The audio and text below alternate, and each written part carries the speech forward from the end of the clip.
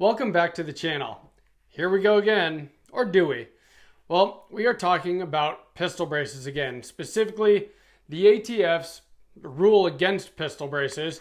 Basically, their rule says that anything with a pistol brace and a barrel less than 16 inches, anything like this, or this, or this, if it has a brace on it, is actually an illegal SBR. Well, pistol braces have been back on the menu now for a while, and in fact, most manufacturers are actually selling braced pistols again. But the problem is, we never totally beat the pistol brace rule. What we got was a nationwide injunction, which, for the time being, effectively does eliminate at least enforcement of the rule. Well, whether it's good news or bad news, we are going to have oral arguments in the pistol brace rule coming up in August. I'm going to explain why. If that's interesting to you, make sure you're subscribed, and let's begin.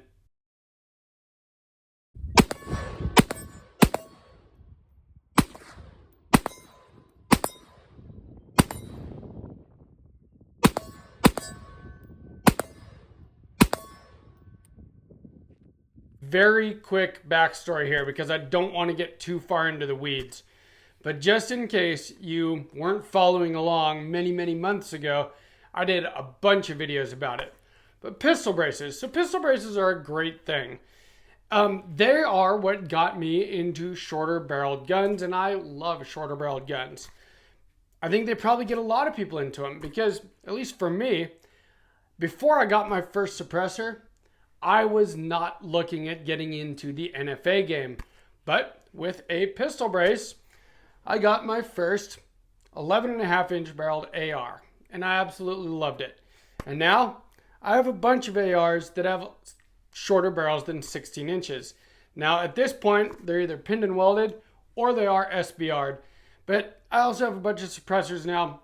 I am fully immersed in the NFA experience. Fortunately or unfortunately, depending how you look at it. But anyway, so pistol braces, totally legal for an entire decade. Somewhere between 10 and 40 million people have purchased these perfectly legally and used them for totally legal means. And then the ATF came out last year and said, nope, all along, these were illegal SBRs. If you had something like this with a brace on it, it was actually an SBR. But they were going to be so nice as to let everyone file for their SBR without paying $200 for the tax stamp. And they gave, if I remember right, 90 days in order to do that. And a few people complied and a lot of people didn't. And there were all of these court cases in place, and they were going along the whole time and nobody really knew what was going to happen. And then at the very last minute, first, Gun Owners of America got an injunction for their members. Firearms Policy Coalition got an injunction for their members. And then eventually, we got a nationwide injunction against the pistol brace rule. And everyone celebrated. Pistol braces were back on the menu. Well, the problem with that is it was just an injunction. The rule wasn't totally dead. It was effectively dead because the ATF was banned from enforcement of the pistol brace rule. Well, the ATF recently has come back and they just really want to go after pistol braces for some reason. They put a lot of time and a lot of effort and a lot of resources into going after law-abiding gun owners for the way that they set up their guns instead of going after actual criminals. It seems like a big waste of federal funding to me. I'd like to thank Aura, which is the sponsor of this video.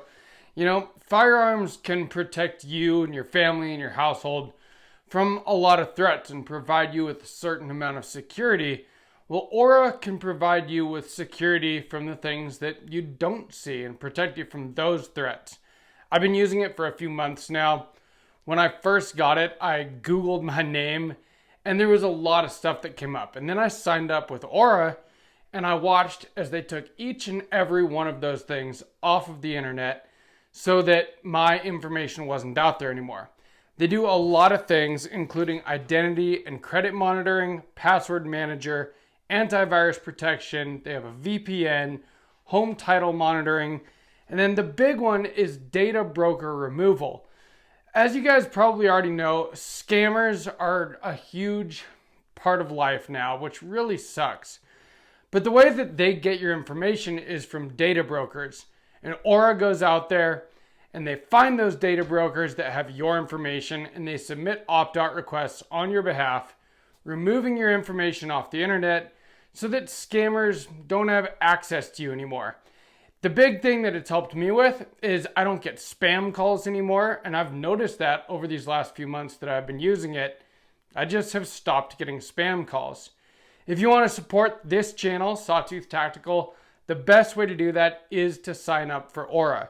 You get 2 weeks free if you use my link, which is aura.com/sawtooth-tactical, and then it's only $12 a month for all of those things that I listed earlier. I really appreciate what Aura has done for the channel, and I appreciate that they sponsor firearms-related channels. It says a lot to me about who they are. I value my privacy, and I also value yours. The ATF is going back after all of these cases. They got injunctions against the pistol brace rule. Every single case, at least that I know of, that was against the pistol brace rule won in our favor.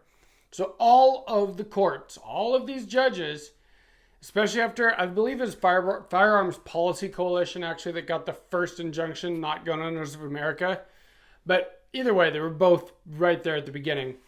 Once the FPC got their injunction, all the other courts basically followed suit. And they all agreed that the rule was too far overreaching, that it was a far cry from what the proposed rule was to what the actual end result, the actual rule that they published was. And we didn't actually win on Second Amendment grounds.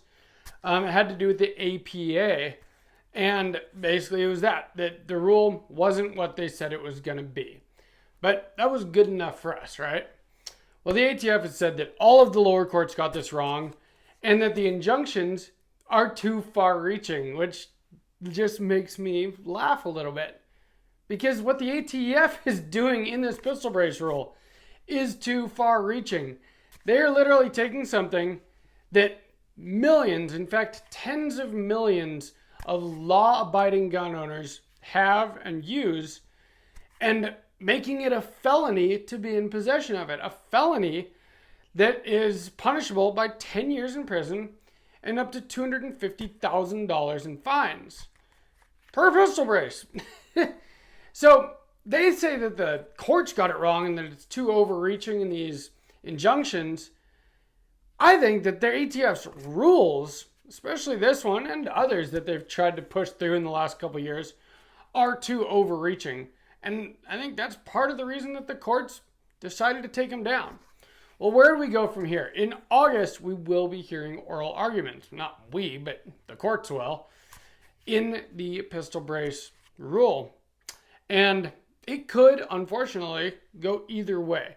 Now, I am optimistic. I generally try to be optimistic.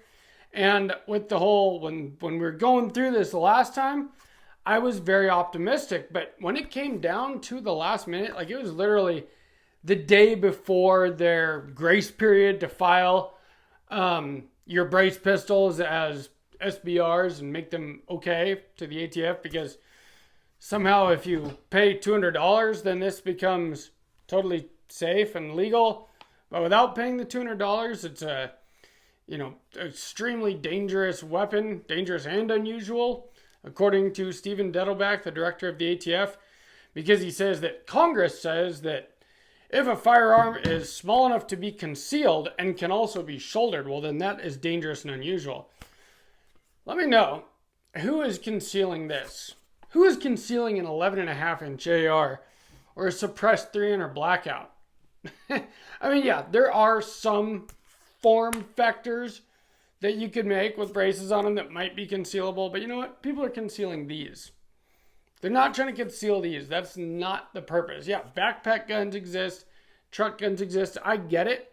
But anyway, that was the director of the ATF's argument, is that Congress said, and when he's talking about that, he's talking about Congress in 1934 and 1968, the Gun Control Act and the National Firearms Act. Well, Congress got it wrong. That's the big thing. So the only reason that SBRs and short-barreled shotguns are even on the NFA, are even regulated the way they are, and suppressors too. Well, let's just talk about what we're talking about here.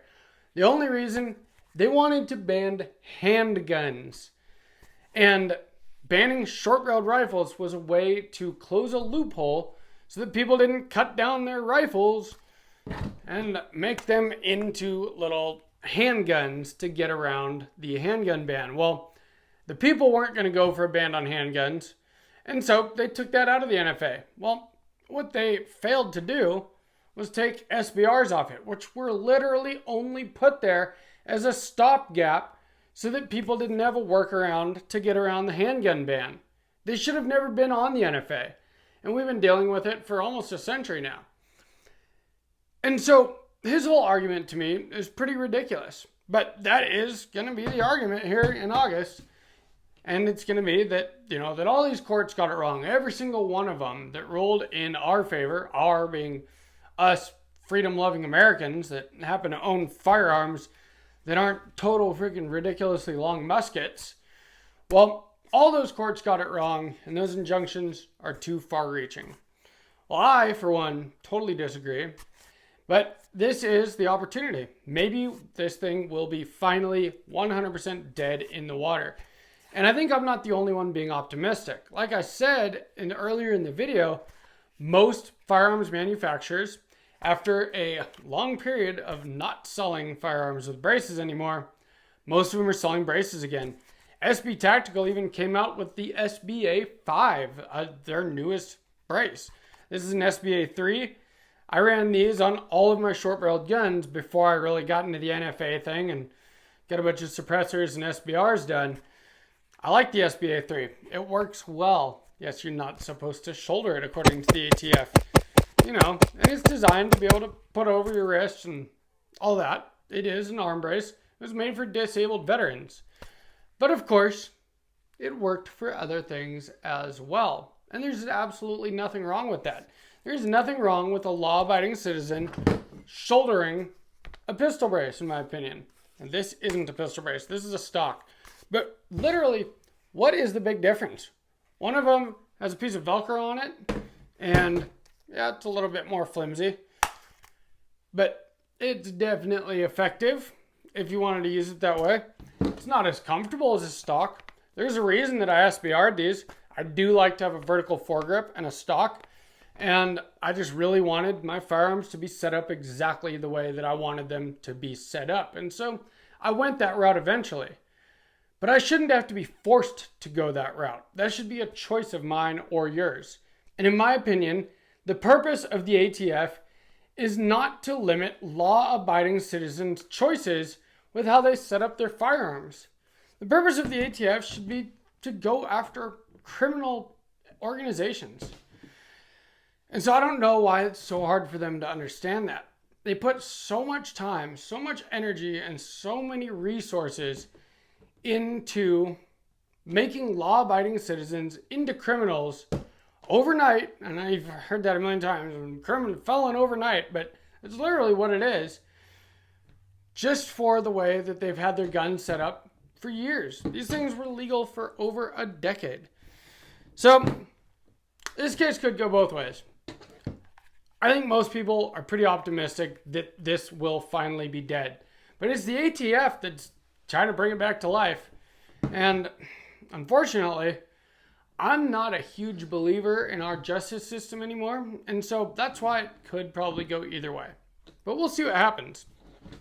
So I just wanted to keep you guys updated because I know that a lot of people have gone back to running their pistol braces. A lot of people never stopped.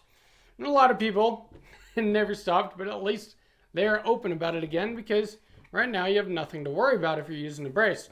And it should stay that way. And in fact, SBRs should not be on the NFA either. And hopefully they will get taken off eventually. When this whole thing started, I kind of predicted that it would mark the end of short-barreled rifles being a thing, being an NFA item. Now, I don't know if I'm going to turn out to be right about that or not, but the judge that wrote the opinion on the injunction against the pistol brace rule literally said in it that pistol braces or stocks just make a short-barreled firearm safer because the user is able to be more accurate, and that is safer. If your rounds go where you want them to go and are not stray rounds that could possibly hit innocent people, well, then you are a safer shooter. And so a stock or a brace makes a person a safer shooter. The ATF is literally trying to make these things more dangerous. How backwards is that? But that is the ATF that we have. At least right now, it's pretty ridiculous. Let me know what you guys think. Do you think that this case is going to be the end of pistol braces? Do you think it's going to be the end of SBRs? And when I say that, the end of pistol braces meaning making them illegal SBRs, or the end of SBRs meaning taking them off of the NFA? Or is it going to be somewhere in the middle where pistol braces stay totally legal and SBRs are still on the NFA? That's probably the most likely outcome, but we'll see what happens. So if you enjoyed this video, please give me a like, please share it, and leave those comments. Let me know what you think. Have you been running pistol braces this whole time, like you should? Have you SBR'd a bunch of your guns? Do you care one way or another? I would love to know either way. I read every comment. I try to reply to as many as I possibly can. I really love you guys. I appreciate everyone that watches this channel and supports me. From Sawtooth Tactical, stay strapped or get clapped.